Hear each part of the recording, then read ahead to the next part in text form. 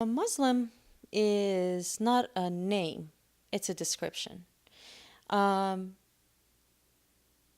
my name is Iris, and I'll go to Japan and my name will still be Iris. It's not going to change to a Japanese word for Iris. The way that I see Islam and Muslim, those are descriptions. Those are not names, however, because there definitely is a meaning to the word Islam and Muslim. Islam is all about peace, okay? And when does one have complete peace and happiness? It's the quality of a soul. And the only time that one can achieve that is when they submit to God, that they accept whatever God has decreed for them. They obey His commandments and they yield to what God says. They yield to God all the time. God is first. So a Muslim is someone who actually does do the submitting.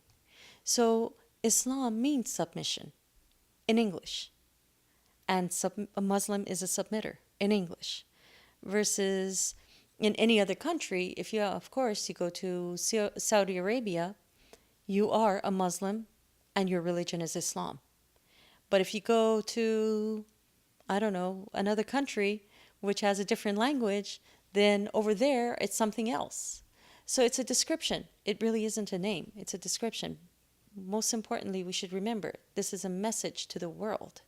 So this is a religion that is going to be accepted by the whole world. For me, it was very interesting because God says that those who are sincere will understand the Quran, will understand what God says. And God says in the Quran in chapter 55, most gracious teacher of the Quran, God is the only one who teaches us. And since He has full control over everything, you can read the Quran over and over and over your whole life, and you will always find something new, because God will let you know what you need to know when you need to know it. You won't learn everything at once. Whatever situation in your life is, God will let you know from the Quran what you need to learn about that situation. And at the time, for me, when I truly and sincerely asked God for help and I prayed to Him, and as I was holding the Quran every night, and just holding the Quran was comforting me, one night I thought to myself, well, this is ridiculous. Why don't you open the Quran and see what God says to you? And never in my life had I ever understood the Quran as I had read it before. That night, I thought to myself, what would God tell me if He were right here in front of me? And little did I know, God is closer to me than my own jugular vein, as He says in the Quran.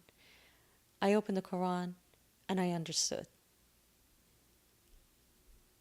I say this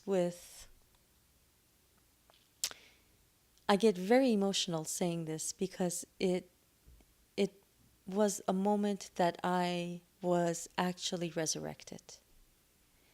I was born. I was given life on that day. I completely see myself drowning. I saw myself drowning in the abyss of the ocean. And when I understood, I saw a light pull me up to the surface of the ocean, and I breathed for the first time.